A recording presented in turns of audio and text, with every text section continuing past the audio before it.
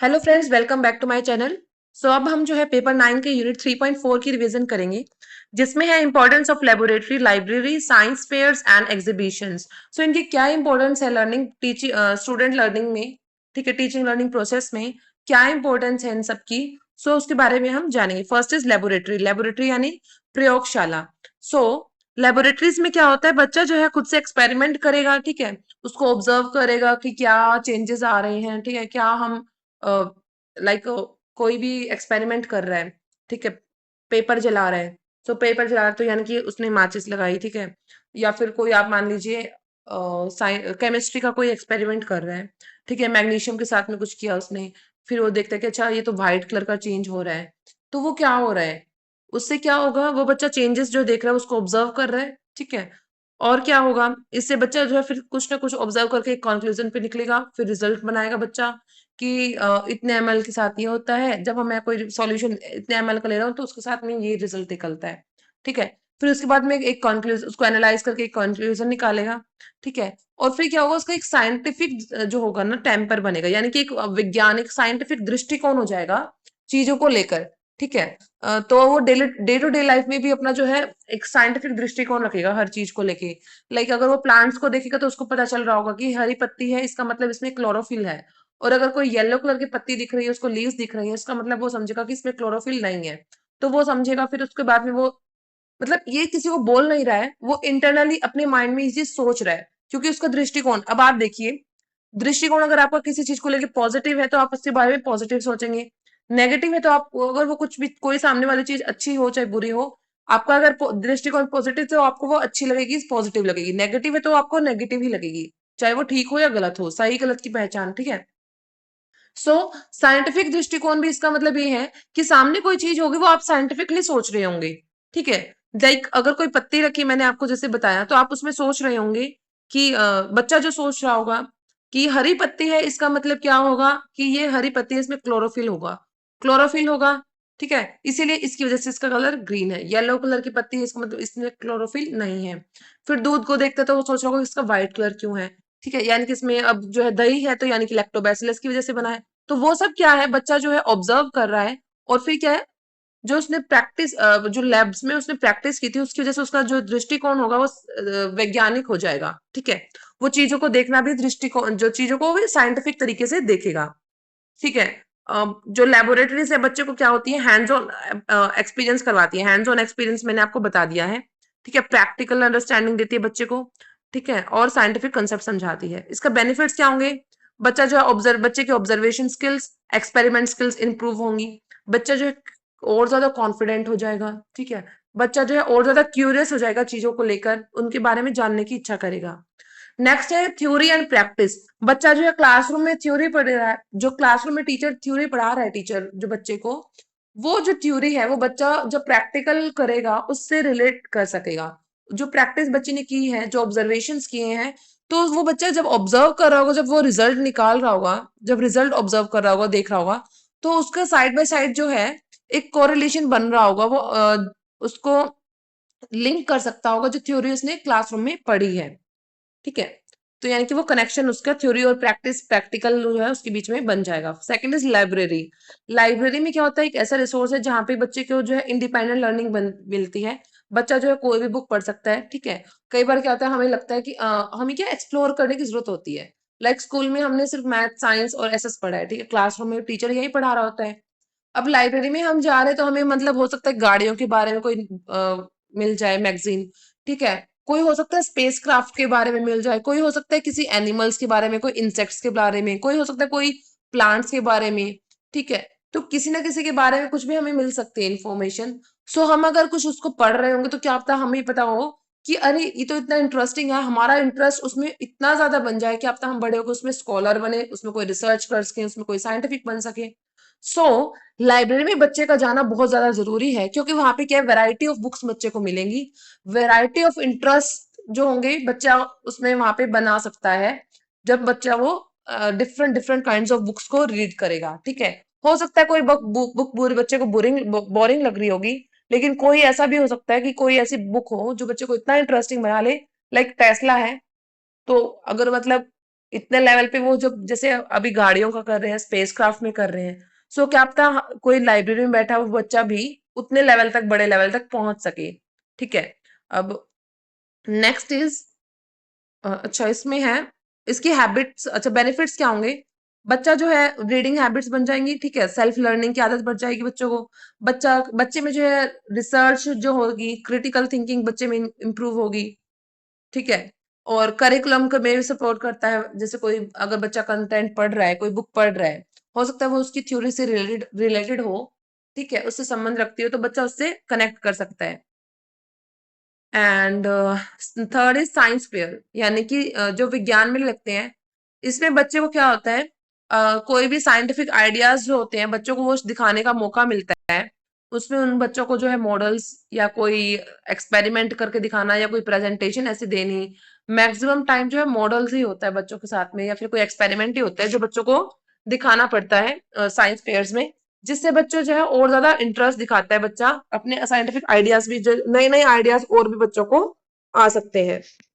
इसका बेनिफिट होगा बच्चे में क्रिएटिविटी आएगी, बच्चे में साइंटिफिक थिंकिंग बढ़ेगी, और एक दूसरे के साथ बच्चा जब काम कर रहा होगा तो उससे टीम वर्क भी आएगा, ठीक है, कोलैबोरेशन भी बच्चा सीखेगा करना, और इंटरेक्शन भी सीखेगा बच्चा करना, और कॉन्फिडेंस भी आएगा, एडजस्टमेंट करना बच्चा सीखेगा, कम्युनिकेशन बच्चे में आ जाएगी, और इंटरेस्ट भी बढ़ेगा साइंस और टेक्नोलॉजी में। देखिए मैं इसमें जो बेनिफिट्स है आप कितने भी लिख सकते हैं, बस मेन मेन है मैंने वही लिखे हैं इसमें। सो आप जितना एक्सप्लेन करना चाहेंगे अगर ये क्वेश्चन आते तो आप और भी, आप खुद से कॉमन सेंस के क्वेश्चन जो है ये सारे, कि आप अपनी कॉमन सेंस यूज करके बताइए कि क्या बेनिफिट होंगे अगर आप प्रैक्टिकल, कोई साइंस लैब है, ठीक है, या फिर साइंस फेयर में अगर आप जा रहे हैं तो क्या बेनिफिट होगा अगर आप उसमें पार्टिसिपेट कर रहे हैं, या फिर एक आप एज अ ऑब्जर्वर जा रहे हैं। So it's depend on you कि आप कितना उसको अच्छे से खुद को मान के वहां पे उस चीज को कर सकते हैं। Fourth is exhibition. एग्जीबिशन में क्या होता है, बच्चों जो, और एग्जीबिशंस में क्या होगा, जो बच्चों को डिस्प्ले करना होगा अपना, कोई भी प्रोजेक्ट हो सकता है, कोई भी काम हो सकता है ऐसा, या कोई मॉडल होगा, ठीक है। किस किस के सामने रख सकता है बच्चा, किसी के अपने जो दूसरे फ्रेंड्स होंगे, क्लासरूम फ्रेंड्स हो सकते हैं, स्कूल फ्रेंड्स हो सकते हैं, टीचर्स भी आ सकता है उसमें, ठीक है, या फिर कोई पेरेंट्स या फिर कम्युनिटी यानी कि बाहर से आउटसाइडर भी उस एग्जीबिशन में आएंगे। उसमें कोई भी चीज हो सकती है, वो हो सकता है बच्चा जो है कोई अच्छा अपना इनोवेटिव आइडिया लेके आए, ठीक है, कोई साइंटिफिक आइडिया हो सकता है। तो इससे क्या होगा बेनिफिट, बच्चा जो है प्रेजेंटेशन करना सीखेगा, एक्सप्लेनेशन करना सीखेगा, बच्चे की वोकेबलरी इंक्रीज होगी, बच्चे की कम्युनिकेशन स्किल्स इंक्रीज होंगी, बच्चे में क्लैरिटी आएगी, बच्चे के आइडियाज में क्लैरिटी आएगी, स्पीच में क्लैरिटी आएगी, ठीक है, फ्लुएंसी आएगी। एंड बच्चा जो है मोटिवेट होगा, ठीक है। अब जब कोई भी अगर बच्चा पार्टिसिपेट कर रहा है, तो सबसे बड़ी बात है पार्टिसिपेट करना ही। अगर बच्चा पार्टिसिपेट भी कर रहा है तो उसके पास अगर 5 लोग भी आ रहे हैं, तो उससे भी बच्चा जो है बहुत ज्यादा मोटिवेट होगी, 5 लोगों ने मेरे प्रेजेंटेशन को देखा, ठीक है, मैंने उनके सामने प्रेजेंट किया, तो उससे भी बच्चा जो है बहुत ज्यादा कॉन्फिडेंट फील होगा, और बच्चा जो है और ज्यादा मोटिवेट होगा। Next is encourage peer learning and idea exchange. अब जब आप किसी का देखने जाएं और कोई और जो है आपके आइडियाज देखने आएगा, तो इससे क्या होगा, आइडियाज एक्सचेंज होंगे, बच्चे जो है और ज्यादा जो है पीयर लर्निंग होगी, इससे एक दूसरे को एक्सप्लेन करने के लिए, करने से। फिर कंक्लूजन यही है, लेबोरेटरी साइंस फेयर्स और ये सब जो है, ये क्या है, एजुकेशन को इंटरेक्टिव बनाते हैं, इंटरेस्टिंग बनाते हैं, और एप्लीकेशन बेस्ड बनाते हैं, जिससे बच्चा जो है होलिस्टिक लर्निंग कर सकता है। हॉलिस्टिक लर्निंग एक बहुत अच्छा पॉइंट है, आप इसको हर क्वेश्चन के हर आंसर में, हर पॉइंट में हॉलिस्टिक लर्निंग डाल सकते हैं। अब है यूनिट 3.5, जिसमें unit planning, lesson planning science और मैथमेटिक्स में समझाना है। यूनिट प्लानिंग क्या होता है, देखिए यूनिट प्लानिंग में क्या होता है, एक ऐसा प्लान बनाना जिसमें टीचर जो है एक एंटायर पूरा जो चैप्टर होगा या फिर कोई एक बड़ा टॉपिक होगा, यानी कि एक पूरी यूनिट की जितना, यानी कि कुछ बड़ा हो टॉपिक हो, या कोई एक पूरा चैप्टर ही हो, वो एक स्ट्रक्चर तरीके से टीचर जो है समझाए, ठीक है।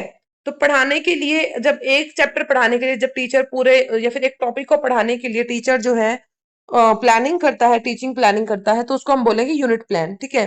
जिसमें वही बात है, अब कोई कोई भी टीचर है, आप ये मानिए आप खुद टीचर हैं, आपको कोई टॉपिक किसी को समझाना है, ठीक है, तो आप क्लासरूम में जाके क्या करेंगे, सबसे पहले ऑब्जेक्टिव्स सोचेंगे कि क्या क्या ऑब्जेक्टिव्स हैं, क्या उद्देश्य है क्लासरूम में बच्चे को ये चीज समझाने से, ठीक है। कंटेंट क्या होगा, क्या क्या बच्चों को मैं एक्टिविटीज करवा सकती हूँ प्राइमरी लेवल पे, ठीक है। आप ये सोचिए क्या क्या रिसोर्सेज हैं जो आप यूज कर सकते हैं क्लासरूम में, ठीक है। और ये भी कि असेसमेंट कैसे करेंगे आप, ये बहुत इंपॉर्टेंट है। और ये भी कि जो नीड्स होंगी बच्चे की वो भी देखना आपको। सो ऐसा प्लानिंग के साथ जब आप ये नहीं कि आप उठ के गए और पढ़ा दिया आपने, नहीं, आपको प्रिपरेशन करनी पड़ेगी क्योंकि हर बच्चे की जो नीड है वो होती है।